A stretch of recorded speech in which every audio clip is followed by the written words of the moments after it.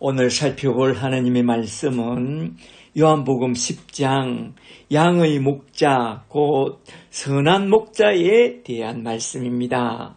오늘 또 요한복음 10장 말씀을 가지고 그 뜻을 풀어나갈 때에 주께서 지혜와 계시의 영을 부어주사 하나님 뜻과 복음 진리를 밝히 깨닫게 되는 귀한 시간이 되기를 간절히 축복합니다. 축복합니다. 아멘. 요한복음 10장은 그 유명한 양의 목자요 선한 목자이신 우리 주님의 관한 말씀인데요. 이 말씀은 초막절 끝날에 소경의 눈을 뜨게 해준 그 사건에 이어서부터 나온 그런 말씀입니다. 그렇다면 10장 말씀은 무슨 내용을 담아내고 있을까요? 우리는 요한복음을 기록한 목적을 염두에 두고 한번 잘 생각해 봐야 합니다. 요한복음을 기록한 목적이 뭐라고 했죠? 오직 이것을 기록하면 요한복음 20장 31절에 예수께서 하느님의 아들 그리스도이심을 믿게 하려 함이요 또 그 이름을 힘입어 생명을 얻고 더 풍성히 얻게 하려고 이것을 기록했다고 했습니다. 그렇다면 오늘 본문 말씀도 예수께서 하느님의 아들 그리스도이심을 믿고 또 그 이름을 힘입어 생명을 얻고 더 풍성히 얻도록 하는데 그 목적을 두고 기록해 놓은 예수 십자가의 복음 진리를 다룬 그런 말씀이라는 것입니다. 그런 관점에서 요한복음 10장을 한번 쭉 살펴보고자 하는데요. 오늘 저는 10장을 크게 두 문단으로 나누어서 한번 쭉 살펴보려고 합니다. 첫째로 10장 1절부터 21절로서 목자와 양에 대한 비유 속에 담겨 있는 구원 진리를 한번 좀 살펴보고, 둘째로 22절부터 끝절 42절에 나온 말씀, 목자의 음성을 잘 듣고 잘 따르는 순한 양과 목자의 음성을 거역하는 악한 염소 같은 자들에게 심판을 선포한 말씀을 중심으로 하여 크게 두 대지로 나누어서 한번 쭉 살펴보고자 합니다. 한번 잘 들어보세요. 전에 요한복음 1장 서론을 다룰 때에 요한복음은 크게 두 파트로 크게 나누어져 있다고 했습니다. 첫째 파트는 1장부터 10장까지 내용이고 둘째 파트는 11장부터 21장 끝장까지라고 했는데 기억나시나요? 특히 첫째 파트의 내용은 1장에서 세례 요한의 증언으로부터 시작하여 10장에서 세례 요한의 증언으로 말미암아 예수를 믿는 자들이 많게 됐다고 하면서 10장이 딱 끝나는데요.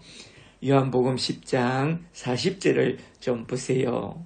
40절에 예수님이 다시 요단강 저편 세례 요한이 처음 세례 베풀던 곳에 가사 거기에 거하시니 많은 사람이 와서 말하되 요한은 아무 표적도 행하지 아니하였으나 요한이 이 사람을 가리켜 말한 것은 다 참이라 하더라.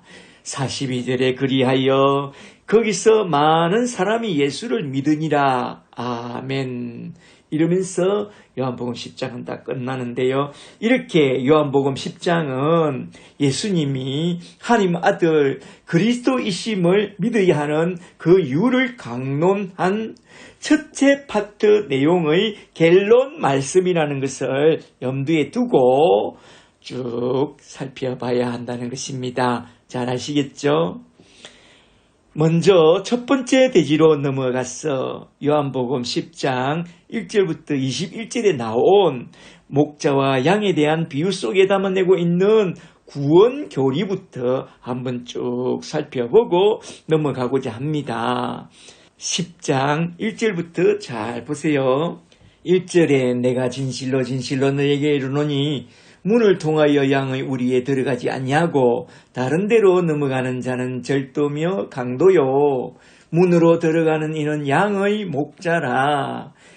문지기는 그를 위하여 문을 열고 양은 그의 음성을 듣나니 그가 자기 양의 이름을 각각 불러내어 인도하여 내느니라. 아멘. 여기에 나온 말씀으로 그림을 한번 쭉 그려보세요. 먼저 양과 우리와 문과 목자가 나옵니다. 그죠? 첫째로 양은 목자의 음성을 잘 알아듣습니다. 둘째로 목자는 자기 양의 이름을 각각 불러내어 인도합니다. 셋째로 목자가 앞서가면서 그 양들을 인도합니다. 넷째로 양은 그 목자의 음성을 잘 아는 고로 잘 따라오되 타인의 음성은 알지 못하는 고로 따라가지 않고 도리어 도망합니다.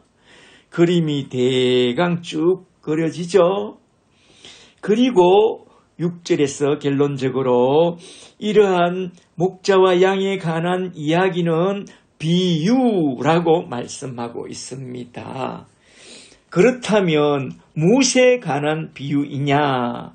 요한복음을 기록한 그 목적을 설명하기 위한 그런 비유라는 것입니다. 말하자면 예수님이 하나님 아들 그리스도이심을 믿게 하고 또 그 이름을 힘입어 영생을 얻고 더 풍성히 얻도록 도와주기 위하여 도입한 그런 비유의 말씀이 목자와 양에 관한 말씀이라는 것입니다. 양과 목자에 대한 비유라고 하면 딱 떠오르는 말씀이 있죠. 누가복음 15장 3절 말씀인데요. 누가복음 15장은 당자 비유 이야기가 나오죠. 그죠? 잘 들어보세요. 누가복음 15장 3절에 예수께서 그들에게 이 비유로 이르시되 어떤 사람이 양 100마리가 있는데 그 중에 하나를 잃으면 99마리를 들에 두고 그 잃은 것을 찾아내기까지 찾아다니지 않겠느냐. 또 찾아낸적 절거이 어깨에 메고 집에 돌아와서 그 벗과 이웃을 불러 모으고 말하되 나와 함께 즐기자. 내가 나의 잃은 양을 오늘 찾았노라 하리라. 내가 너희에게 이르노니 이와 같이 죄인 한 사람이 회개하고 돌아오면 하늘에서는 회개할 것이 없는 의인 99으로 인하여 기뻐하는 것보다 더 기뻐하리라. 아멘. 이 비유의 핵심은 회개, 메타, 노이아인데요.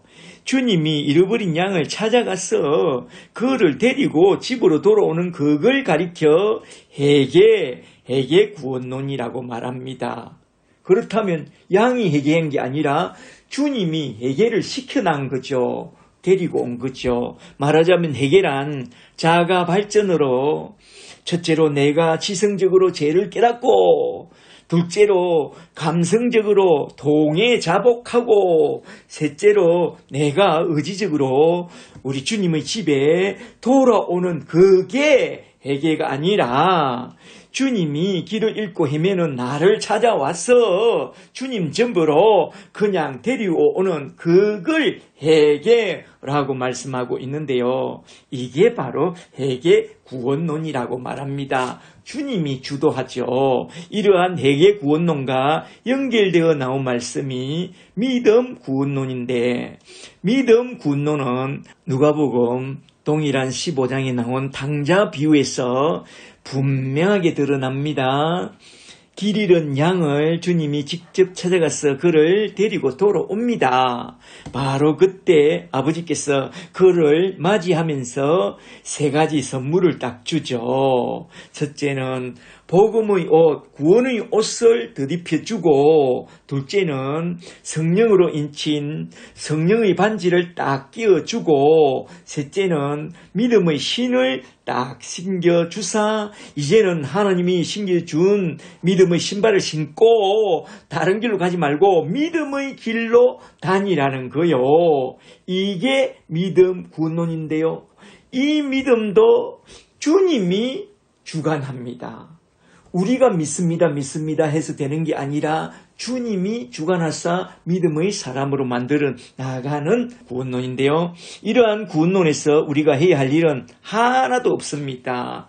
오직 목자이신 우리 주님이 만세전에 택한 자를 지금 불러들어서 그에게 구원의 옷을 덧입혀주는 그런 과정이 곧 회개 구원론이요 또한 믿음 구원론입니다. 아시겠어요? 이렇게 하나님이 친히 다 이루어 가시는 그 구원론을 설명하기 위하여 도입된 것이 곧 목자와 양의 비유라는 것입니다. 누가복음도 그렇고 요한복음 10장도 그렇다는 것입니다. 잘 아시겠죠? 그렇다면 목자가 양을 어떻게 인도하는가도 참 중요하지만 먼저 양의 상태를 아는 것이 참으로 중요합니다. 그러므로 지금 양의 상태부터 먼저 알아보고 그리고 이어서 선한 목자에 대해서도 알아보도록 하겠습니다. 여기서 첫째로 먼저 우리가 살펴봐야 할 것은 양의 상태입니다. 양은 참 문제가 많다고 성경은 말합니다.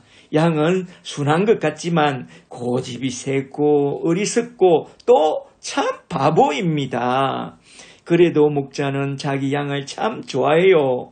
부모도 그러잖아요. 자기 새끼가 좀 못나고 부족하고 어리석어도 참 좋아하잖아요. 아이고 내 새끼 하늘에서 떨어졌나 땅에서 솟았나 거기 자식이죠. 좀 못나고 좀 부족하고 어리석어도 주님은 있는 그대로 우리를 참 좋아합니다. 할렐루야. 그런 양들의 구원에 관하여 구약 성경을 통해서 한번 좀 살펴보고 넘어가는 게 참 좋겠습니다. 먼저 이사야서 53장 6절을 좀 보세요. 이사야서 53장 6절에 우리는 다 순한 양 같지만 그릇 행하여 각기 제 길로 갔거늘 여호와께서는 우리 무리의 모든 죄악을 그에게 예수님에게 담당시키셨도다. 아멘. 우리는 정말로 순진한 양 같지만 어리석게도 그릇 행하여 각기 제 길로 달려가는 그런 어리석은 죄인들이라는 것입니다. 제가 참 좋아하는 여러분도 참 좋아하는 신명기 28장을 잠시 좀 보겠습니다. 신명기 28장 1절부터 잘 보세요.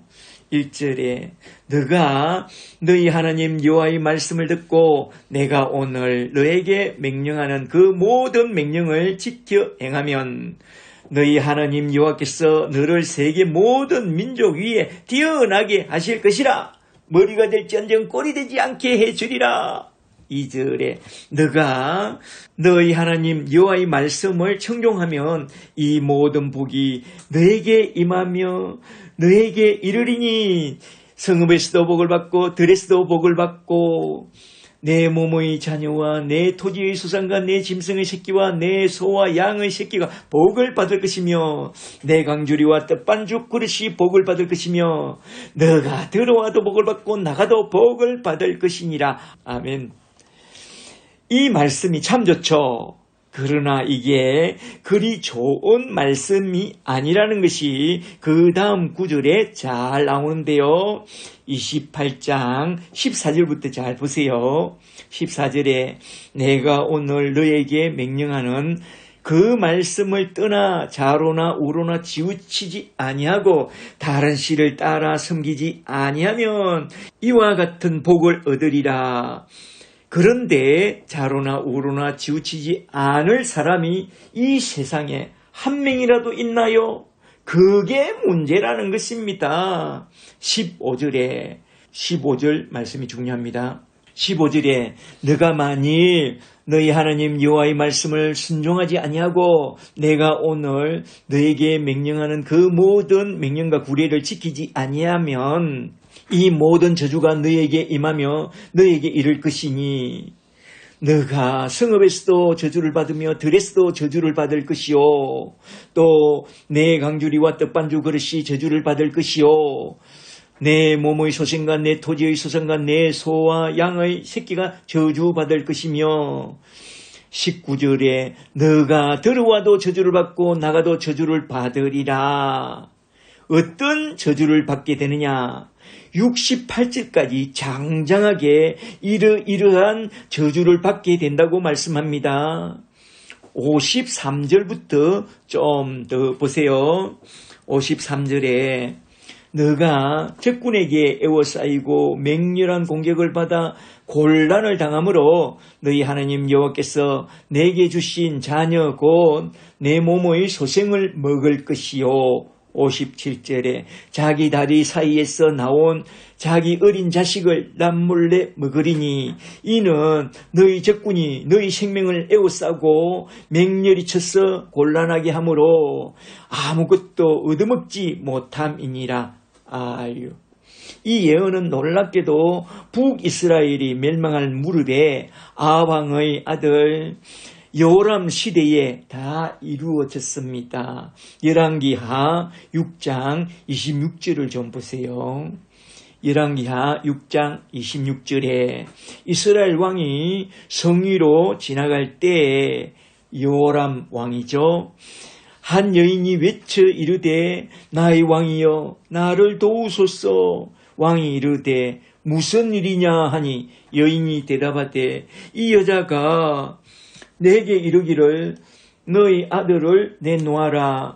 우리가 오늘 먹고 내일은 내 아들을 먹자 하매 우리가 내 아들을 삶아 먹었더니 이튿날에 내가 그 여자에게 이르되 이제 너희 아들을 내놓아라. 우리가 먹으리라 하나 그가 그의 아들을 숨겼나이다. 아유, 이거 참 기가 막히지 않나요? 남유다가 나중에 멸망할 때도 그랬습니다. 북이스라엘 멸망과 남유다가 이렇게 멸망하는데요. 예레미야 애가 4장 10절을 좀 보세요. 예레미야 애가 4장 10절에 슬프다 여호와여 보시옵소서. 내 백성이 멸망할 때에 자비로운 부녀들이 자기들의 손으로 자기들의 자녀들을 삶아 먹었도다. 그리고 남유다는 곧 멸망당했죠. 그렇다면 신명기 28장에 나온 말씀이 축복 선언일까요? 저주 선언일까요? 저주의 선언입니다. 너희는 하나님의 명령과 구례를 하나도 지켜 행할 수 없는 그런 악한 죄인들이다 이 말입니다. 그리고 신명기 31장 16절을 좀 보세요. 그래서 모세에게 여호와께서 이런 노래를 가르쳐 주라고 명합니다. 신명기 31장 16절에 여호와께서 모세에게 이르시되 너는 내 조상과 함께 누리니와 이 백성은 그 땅으로 들어가 음란히 그 땅의 이방신들을 따를 자들이 일어날 것이요 나를 버리고 내가 그들과 맺은 언약을 어길 것이라. 그때 내가 그들에게 진노하여 그들을 버리며 내 얼굴을 숨겨 그들을 도와주지 않을 것인정 그들이 삼킴을 당하여 허다한 재앙과 환난이 그들에게 임할 그때에 그들이 말하기를 이 재앙이 우리에게 내림은 우리 하나님이 우리 가운데 계시지 않은 까닭이 아니냐 할 것이라.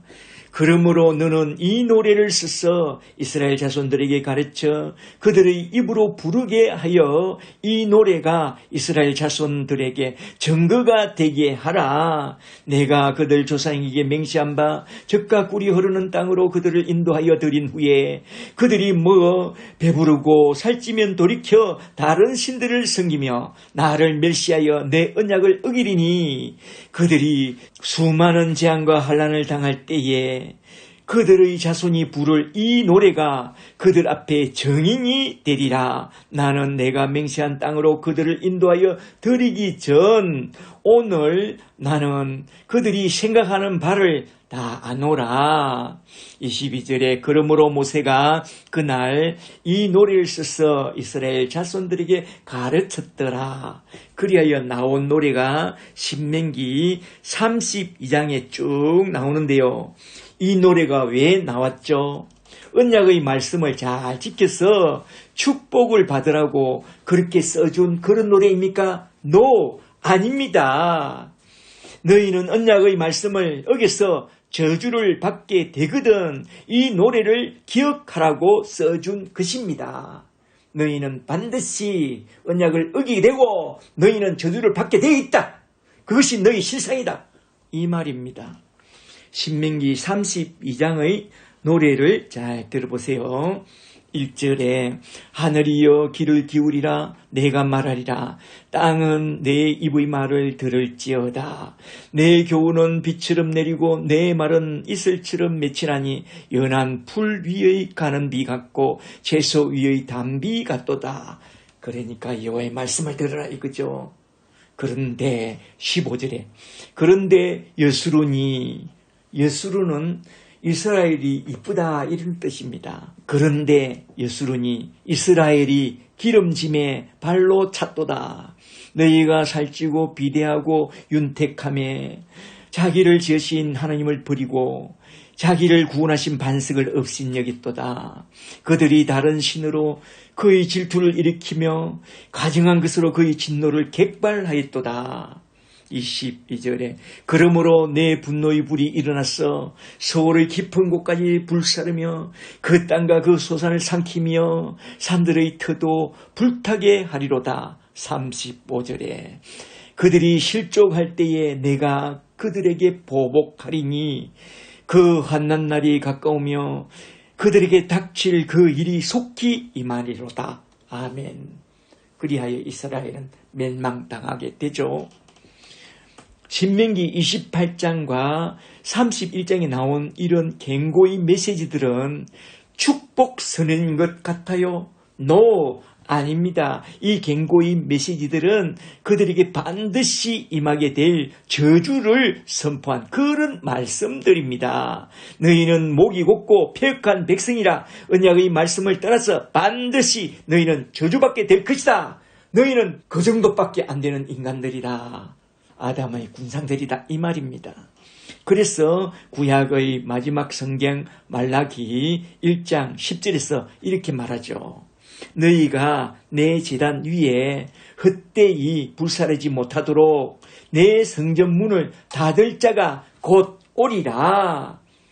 그가 누구냐? 언약의 사자요 구약의 첫 언약을 폐하러 주 예수 그리스도께서 오사 그 성전문을 곧 닫아버릴 것이다 이 말입니다.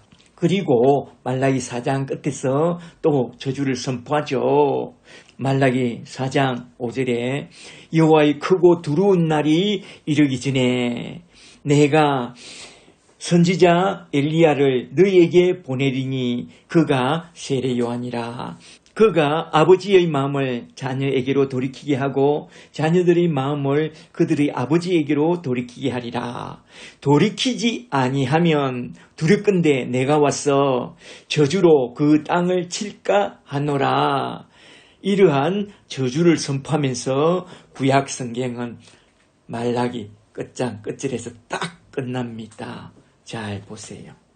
이게 하나님이 자기 백성에게 선포한 말씀입니다. 저주 선포. 그래서 로마서 3장 10절에서 이렇게 말씀합니다. 로마서 3장 10절에 기록된 바 의인은 없나니 하나도 없으며 깨닫는 자도 없고 하나님을 찾는 자도 없고 다 지우쳐 함께 무익하게 되고 선을 행하는 자는 없나니 하나도 없도다. 이건 시편 14편 인용한 말씀이죠. 이스라엘 백성도 그렇고 온 세상이 그렇다는 것입니다. 이게 바로 죄인의 실상입니다. 율법의 언약을 주신 것은 다 지켜 행하라고 주신 그게 아니라 율법의 거울에 비추어보고 내가 어떤 폐역한 죄인인가를 깨닫고 예수 십자가 앞으로 인도하려고 그 율법의 언약을 주셨다는 것입니다. 그래서 이사야서 53장 6절에서 율법 앞에 선 죄인들의 구원에 대하여 이렇게 딱 선포하고 있습니다. 잘 보세요. 이사야서 53장 6절에 우리는 다 양 같아서 걸어 행하여 각기 제 길로 갔거늘 여호와께서는 우리 무리의 모든 죄악을 그에게 예수님에게 담당시키셨도다. 우리 죄인을 구원할 길은 우리 죄인이 구원받을 길은 오직 주 예수 십자가밖에 없다 이 말입니다. 그리하여 예레미야 31장 31절에서 주님은 이런 새 언약을 선포했는데요. 예레미야 31장 31절을 잘 보세요. 31절에 여호와의 말씀이니라. 보라, 날이 이르느니 내가 이스라엘 집과 유다 집에 새 언약을 맺으리라. 이 언약은 내가 그들의 조상들의 손을 잡고 애굽 땅에서 인도하여 내던 날에 맺은 것과 같지 아니할 것은 내가 그들의 남편이 되었어도 그들이 내 언약을 깨뜨렸음이라. 33절에 그러나 그날 후에 내가 이스라엘 집과 맺을 새 언약은 이러하니 곧 내가 나의 법을 그들의 속에 두며 그들의 마음에 기록하여, 말하자면 성령으로 그들의 마음에 기록하여 나는 그들의 하나님이 되고 그들은 내 백성이 될 것이라. 나 여호와의 말씀이니라. 아멘. 이러한 새 언약은 이스라엘 나라 멸망 직전에 나온 언약인데요.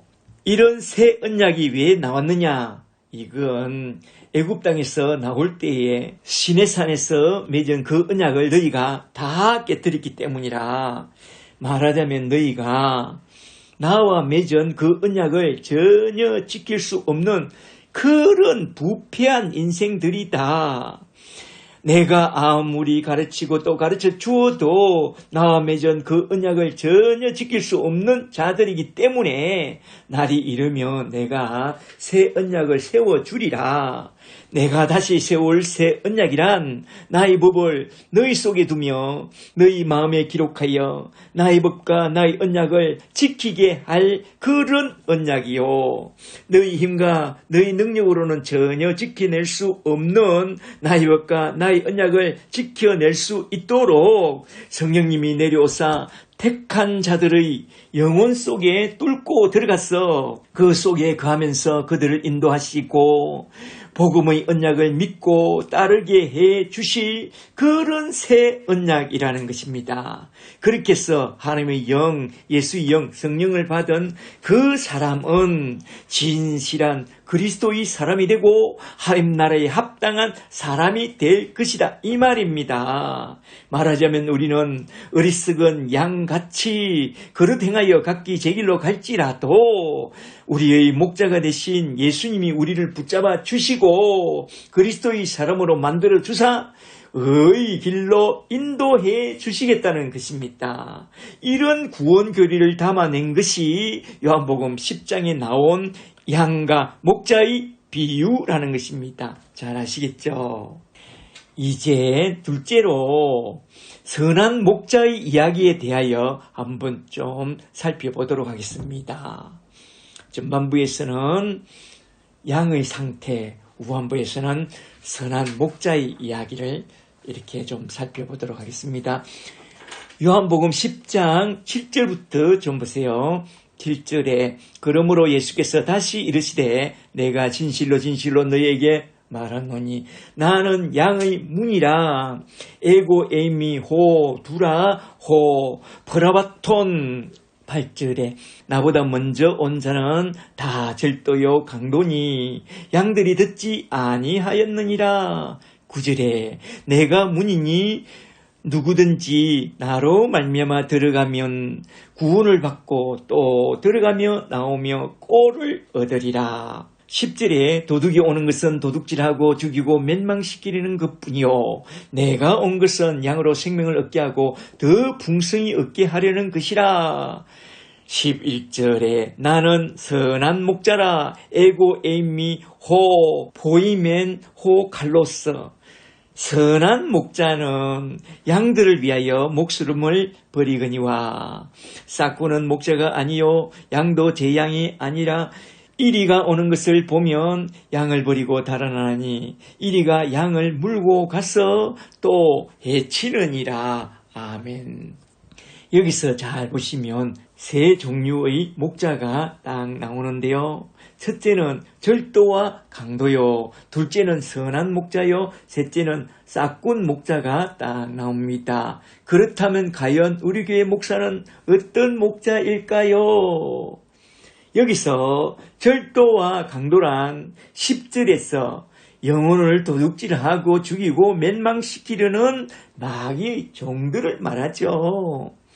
마태복음 23장 15절에 의하면 자기 영광과 자기 인문을 위하여 두루 다니다가 한 사람을 얻게 되면 그들 앞에 천국 문을 닫고 자기보다 배나 더 지옥 자식이 되게 한다는 거요. 그게 절도와 강도입니다. 아주 마귀 새끼들이죠. 아유. 그런데 절도와 강도는 어떻게 다른지 아세요? 절도는 소리 없이 살짝 훔쳐가는 작은 교회 목사요. 강도는 윽박지르면서 다 털어가는 큰 교회 목사라고 하는데 참 재밌는 비유죠. 그리고 싹군 목자에 관해 주석에서 설명하고 있는 재밌는 내용이 있어서 좀 소개하고 넘어가겠습니다.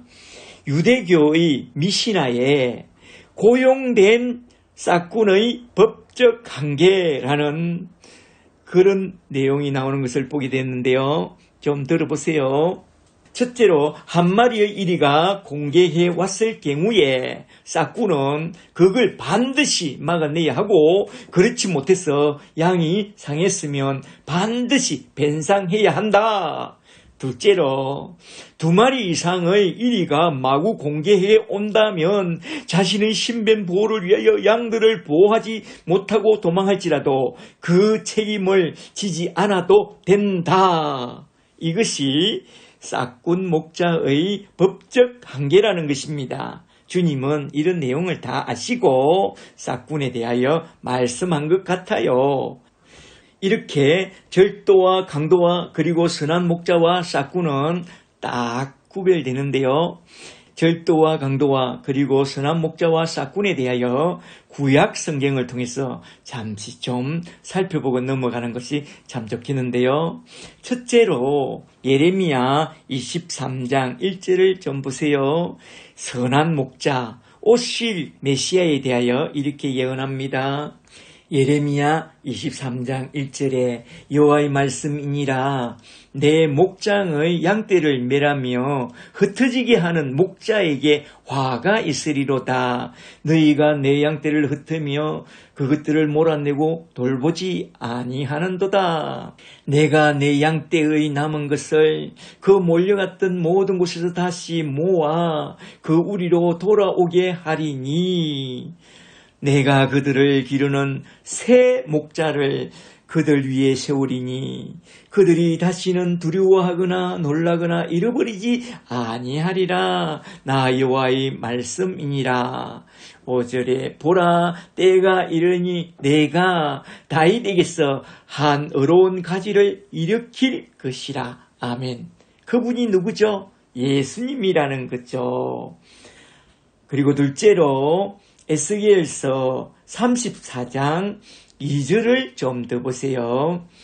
여기서도 그 선한 목자 메시아에 대한 예언이 나오죠. 에스겔서 34장 2절에 인자야 너는 이스라엘 목자들에게 예언하라. 그들 곧 목자들에게 예언하여 이르기를 주 여호와께서 이같이 말씀하시되 자기만 먹는 이스라엘 목자들은 화 있을진저 너희가 살찐 양을 잡아 그 기름을 먹으며 그 털을 입되 양떼는 먹이지 아니하는도다. 너희가 그 연약한 자를 강하게 아니하며 병든 자를 고치지 아니하며 상한 자를 싸매주지 아니하며 쫓긴 자를 돌아오게 하지 아니하며 잃어버린 자를 찾지 아니하고 다만 포악으로 그들을 다스렸도다.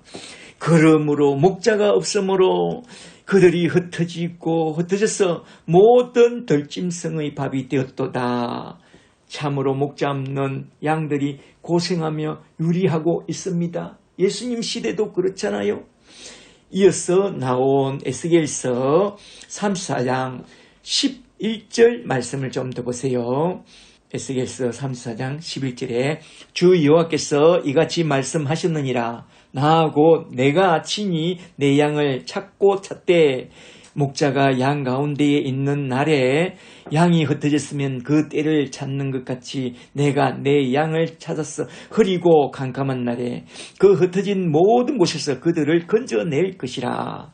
그 잃어본 자를 내가 찾으며 쫓기는 자를 내가 돌아오게 하며 상한 자를 내가 싸매주며 병든 자를 내가 강하게 하려니와 살찐 자와 강한 자는 내가 없애고 정의대로 공의대로 그들을 먹이리라. 아멘.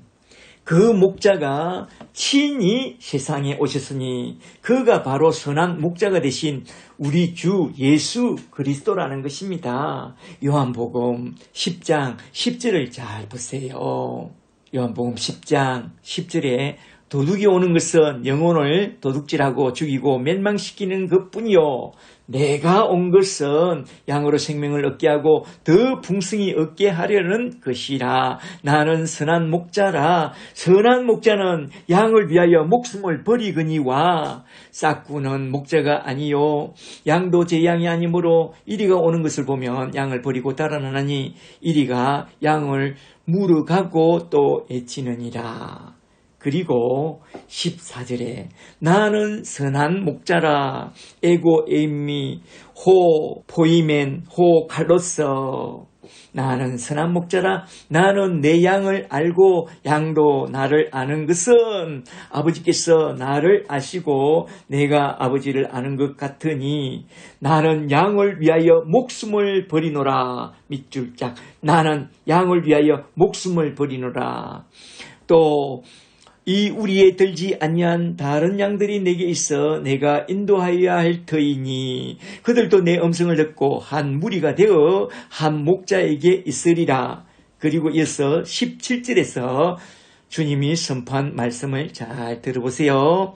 17절에 내가 내 목숨을 버리는 것은 밑줄 짝. 내가 내 목숨을 버리는 것은 그것을 내가 다시 얻기 위함이니 이를 내게서 빼앗는 자가 있는 것이 아니라 내가 스스로 버리노라. 나는 버릴 권세도 있고 다시 얻을 권세도 있으니 이 계명은 내 아버지에게서 받았노라. 아멘.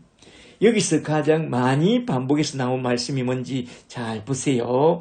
내 목숨을 버린다는 말씀입니다. 11절과 15절과 17절에서 양을 위하여 내 목숨을 버리노라 라고 선포합니다. 이게 무슨 말씀이냐?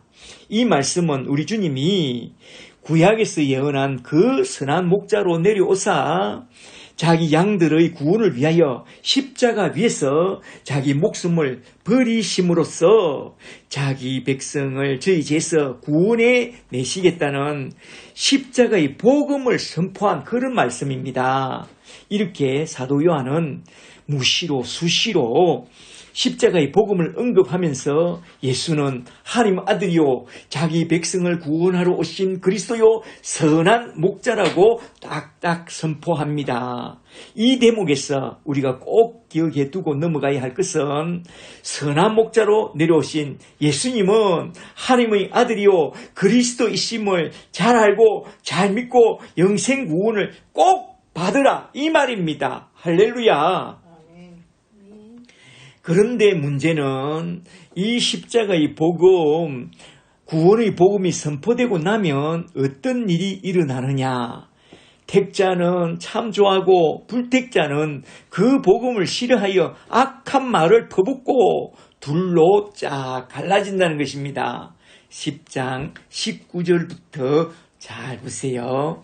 19절에 이 말씀으로 말미암아 말하자면 선포된 십자가의 복음으로 말미암아 유대인 중에 다시 분쟁이 일어나니 그 중에 많은 사람이 말하되 그가 귀신 들려 미치거늘 어찌하여 그 말을 듣고 있느냐 하며 21절에 소수의 어떤 사람은 말하되 이 말은 귀신 들린 자의 말이 아니라 귀신 들린 자가 어찌 맹인의 눈을 뜨게 할 수 있느냐 하였더라. 이렇게 복음이 선포되면 다수파와 소수파가 이렇게 쫙 갈라진다는 것입니다. 이렇게 십자가의 복음이 선포될 때에 복음 앞에 두 부류가 쫙 갈라지는 모습을 딱 보여주면서 첫째 대지가 끝나는 것은 둘째 대지에서 무슨 이야기를 다룰 것인가를 딱 보여준 그런 말씀이죠. 이제 두 번째 대지로 넘어가서 10장 22절부터 42절에 나온 예수님의 가르침을 한번 쭉 살펴보도록 하겠는데요. 여기에 어떤 가르침이 나오느냐. 그 유명한 선택과 유기의 결론적인 교리가 딱 나옵니다. 먼저 10장 22절부터 잘 보세요. 22절에 예루살렘에 수전절이 이르니 때는 겨울이라. 아멘. 여기서 중요한 단어를 잘 기억해 두세요. 수전절이라는 이 단어보다는 겨울이라는 이 단어가 참으로 중요합니다. 수전절은 당연히 겨울철 행사인데 굳이 겨울이라는 단어를 쓴 그게 중요하다 이 말입니다. 수전절을 좀 아세요? 수전절이란 성전을 새롭게 하여 성전을 봉헌한 하누카 절기인데요. 하누카란 성전을 봉헌하다라는 뜻입니다. 초막절이 7월 15일에 시작되죠. 유대인의 달력은 우리나라 달력과 딱 3달 정도 차이가 나니까 7월 15일은 10월 15일이 됩니다. 추수절이죠. 그리고 수전절은 초막절로부터 딱 2달 후인 9월 25일, 우리나라 달력으로는 12월 25일에 시작되는데 소위 말하자면 우리나라 8.15와 같은 그런 해방절을 의미하는 그런 절기래요. 과거 유다 마카비가 수리아 왕 안티오쿠스 에피파네스라는 아주 악독한 왕의 폭정에 떨치고 일어나서 게릴라전으로서 해방 전쟁을 합니다. 그리하여 가는 데마다 연전연승합니다. 드디어 BC 164년에 예루살렘 성을 딱 탈환합니다. 바로 그때 그는 저 수리아 왕 안티오쿠스 에피파네스가 유대를 통치하면서 예루살렘 성전 앞에 제우스 신상을 세우고 대지를 잡아서 제단 위에 제사한 그 사악한 일을 다 일소하고 성전을 정화한 후에 그날부터 8일 동안 촛불잔치를 벌였으니 그날을 수전절 곧 하누카라는 봉헌절기가 생기게 되었답니다. 그날은 유대인 달력으로는 9월 25일이지만 우리나라 달력으로는 12월 25일로서 우리가 성탄절에 촛불을 밝힐 때에 유대인들도 12월 25일부터 시작하여 수전절에 온 성전과 집 안팎으로 촛불을 밝히고 즐거워했으니 사람들은 그걸 보고 유대인들도 성탄절을 지키는 줄로 크게 착각을 한답니다.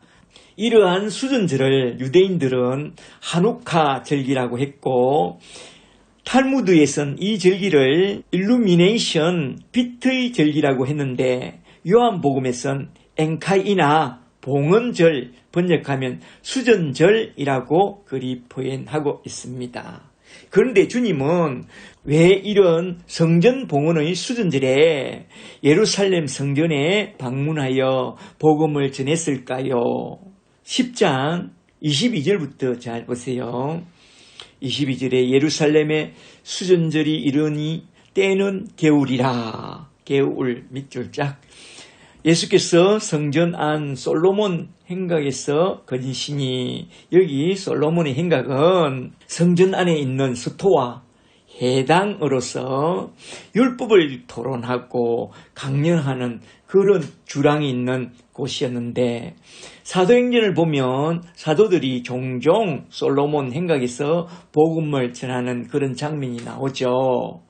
그런데 사도 요한은 겨울이라는 이 단어를 붙여서 우리 주님이 예루살렘 성전을 겨울에 방문했다고 왜 그렇게 겨울을 강조하느냐.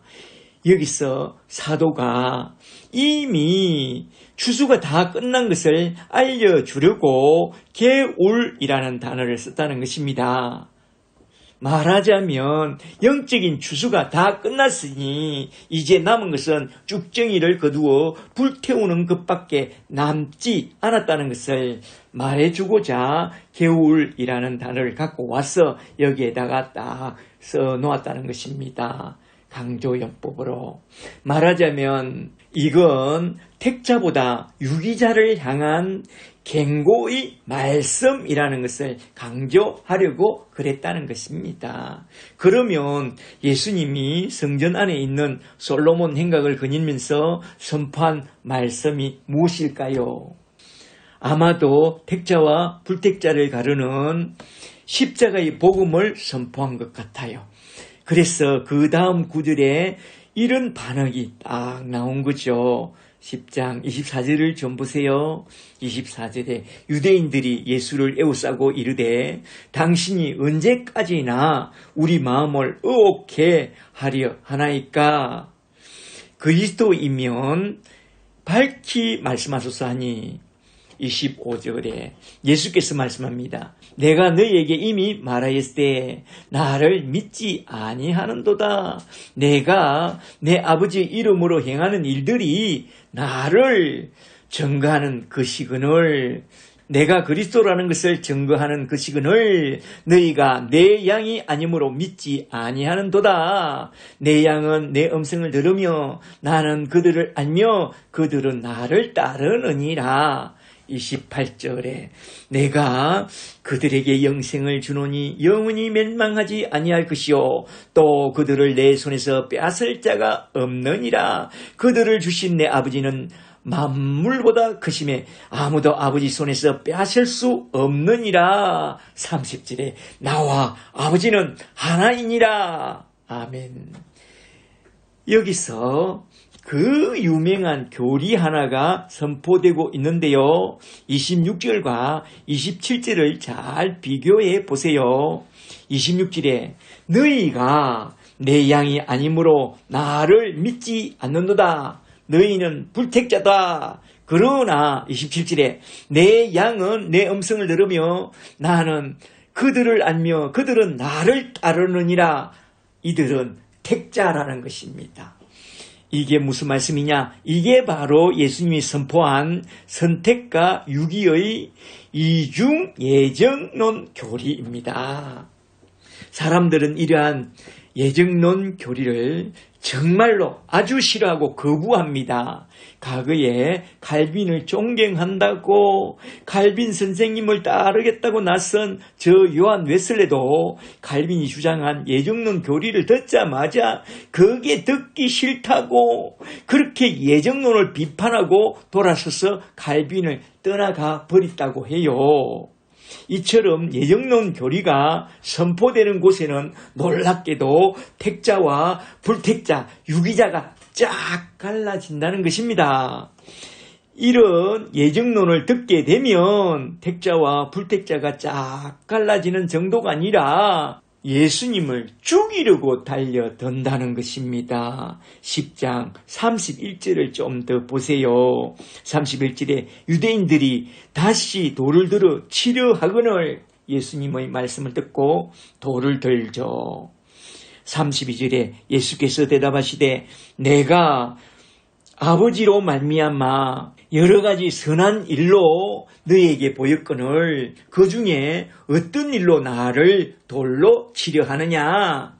여기서 선한 일이란 이사야서 35장 5절에 나온 메시아에 대한 예언을 따라 여러 가지 선한 표적과 기적으로서 너희에게 내가 그 메시아라는 것을 보여줬다는 것이죠. 그걸 보여주었거늘 너희는 어떤 일로 나를 치려고 하느냐 이 말입니다. 그들이 그렇게 예수를 믿지 못하고 그렇게 화를 내고 돌로 치려고 한 것은 그들이 예수님이 행하신 그 표적과 기적을 못 봐서 그런가요? 그러면 표적과 기적을 보게 되면 믿게 됩니까?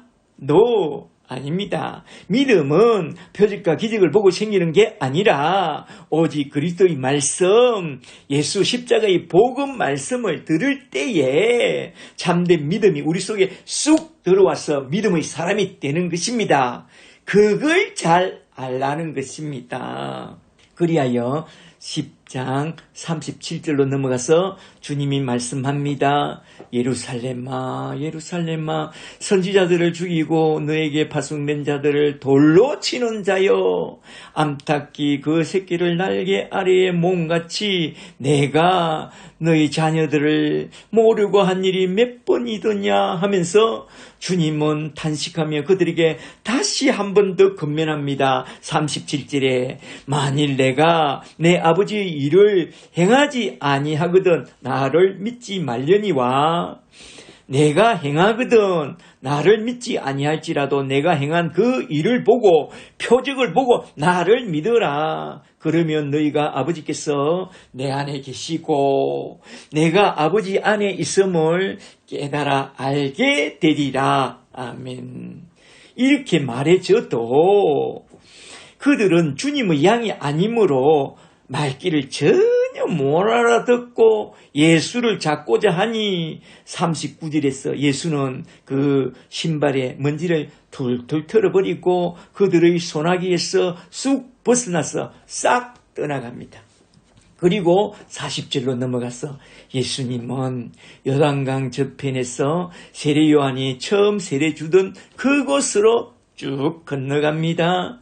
그때 주님을 따라온 사람들이 하는 말을 잘 들어보세요. 41절에 많은 사람이 따라와서 말하되 요한은 아무 표적도 행치 아니하였으나 요한이 이 사람을 가리켜 말한 그것은 모두 다 참이라고 하고 거기서 하나님이 택한 자들은 모두 다 예수를 믿고 따랐더라고 하면서 요한복음 10장은 여기서 딱 끝이 납니다. 잘 보세요. 여기서 사도 요한이 결론적으로 하고 싶은 말은 무엇이었느냐? 선택과 유기의 교리입니다. 여기서 주님은 사도 요한을 통해서 왜 그렇게 선택과 유기의 교리에 집중해서 교훈하고 있는지 우리 한번 깊이 생각해 봐야 하는데 선택과 예정 교리가 우리 구원과 성화의 길에서 얼마나 중요한지 아세요? 정말로 중요합니다. 잘 들어보세요. 먼저 에베소서 1장 4절을 좀 보세요.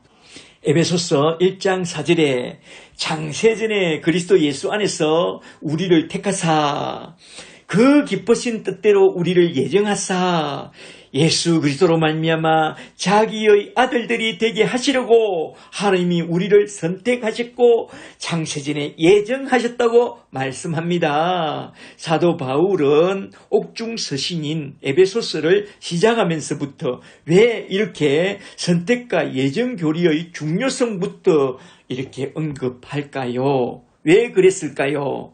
그게 우리 신앙에서 구원과 성화의 길에서 너무나도 중요하기 때문에 그것부터 제일 먼저 언급한 것입니다. 그리고 로마서 8장 28절을 좀 더 보세요. 여기에도 선택과 예정교리가 찬란하게 나옵니다. 로마서 8장 28절에 우리가 알거니와 하나님을 사랑하는 자 곧 그 뜻대로 부르심을 입은 자들에게는 모든 것이 합력하여 선을 이루느니라. 모든 것을 합력하여 선을 이루시려고 29절에 하나님이 미리 아신 자들을 말하자면 미리 택한 자들을 또한 그의 아들의 행상을 본받게 하려고 미리 예정하셨으니 30절에 미리 예정하신 그들을 또한 부르시고 부르신 그들을 또한 의롭게 하시고 의롭게 하신 그들을 또한 영화롭게 하셨느니라. 아멘. 이걸 구원서정, 말하자면 구원과 성화와 영화에 대한 구원서정이라고 말하는데요. 우리 구원의 길과 성화의 길과 영화의 길은 하나님이 창세전에 그리스도 예수 안에서 이미 선택해 놓고 예정해 놓으신 그 길을 따라 천국까지 쭉 이끌려 가게 되어 있다는 그 말입니다. 그 종국이 지옥이 아니라 천국이라면 하나님의 선택과 예정 속에 쭉 이끌려 올라가는 그게 너무나도 좋은 것이잖아요. 안 그래요? 그런데 선택교리와 예정교리가 싫으세요? 싫으면 시집가든지 아니면 저 요한 웨슬리처럼 다른 길로 걸어가든지 아무도 안 잡아요. 우리 주님도 안 붙잡아요. 아시겠어요? 그런데 우리 구원의 길과 성화의 길과 영화의 길을 걸어갈 때에 선택과 예정교리가 얼마나 유익하냐 하면 노래도 나왔잖아요. 너 하나님께 이끌리어 일평생 주만 바라면 너 어려울 때 힘주시고 언제나 지켜주시리. 주 크신 사랑 믿는 자 그 반석 위에 서리라. 이렇게 반석 위에 든든히 서서 수동태로 이끌려 믿음의 길을 잘 걸어가게 하는 그 교리가 바로 선택과 예정 교리라는 것입니다. 그런데 이러한 수동태로 이끌려가는 선택과 예정 교리를 떠난 사람은 언제나 능동태 신앙으로 열심 봉사 충성 헌신으로 뭔가를 이루어 보겠다고 하면서 달려가지만 열심을 부리지만 늘 지치고 늘 탈진하는 것을 우리는 보게 됩니다. 그런 능동태 신앙을 유신앙이라고 하는데요. 그런 신앙은 참 피곤해요. 그렇게 하지 마세요. 그런 피곤한 신앙생활에서 벗어나서 진리 안에서 자유롭고 행복한 신앙의 길을 걸어가는 것이 바로 하나님의 선택과 예정교리를 잘 받아들이고 수동태의 신앙의 길을 걸어가는 데 있습니다. 이 정도로 말해주면 우리 신앙의 길을 걸어가는데 하나님의 선택과 예정교리가 얼마나 복된 교리인지 이젠 잘 아시겠죠? 그래서 우리 주님, 예수님도 사도들도 그렇게 선택과 유기의 이중 예정교리를 너무나도 강조하고 또 강조했던 것입니다. 잘 아시겠어요?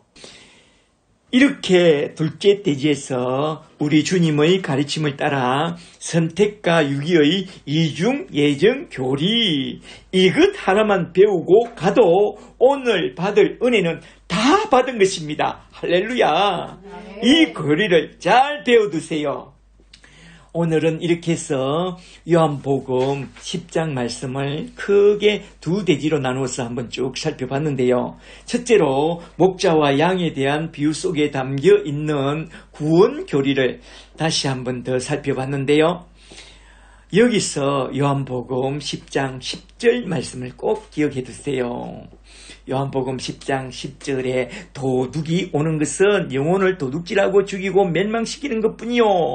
내가 온 것은 예수님이 온 것은 양으로 생명을 얻게 하고 더 풍성히 얻게 하려는 것이라. 아멘. 둘째로 목자의 음성을 듣고 잘 따라가는 순한 양과 목자의 음성을 거역하는 악한 염소 같은 자들에게 심판을 선포하신 너무나도 중요한 이중 예정론 교리에 대하여 한번 쭉 살펴봤는데요.